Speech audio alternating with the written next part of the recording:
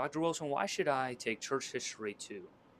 Well, James, we are offering Church History 2, which is the latter 1,000 years of church history on Monday night from 6 p.m. to 9:15 p.m. This is a wonderful course, and it will cover various topics. We'll start, for instance, with the Crusades.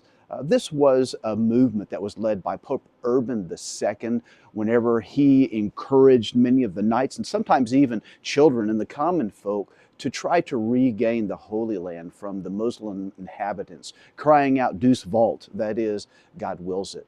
We'll cover the Renaissance, this period of rebirth in which many of the scholars moved from Latin and the Latin Vulgate, wanting to return to the sources ad fontes, is what we call this.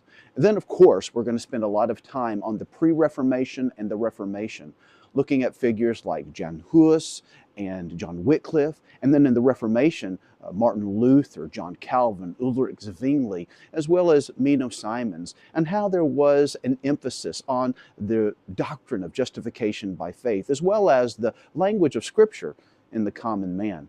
We'll talk a little bit about the Enlightenment. We'll talk a little bit about Baptist history.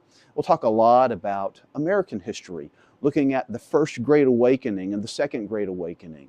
We will look at William Carey and the modern missions movement, thinking about Adoniram Judson, Luther Rice, and the Triennial Convention. We will also move into the 20th century where we'll discuss the fundamentalist modernist controversy and the rise of Pentecostalism, looking also at the charismatic movement. And of course, we don't want to forget about global Christianity because the Lord is doing some amazing things in Africa and South America, as well as Asia. Sometimes these are areas that are overlooked. So I hope that you will join me as we look at the latter half of church history and we see what God is doing in our world.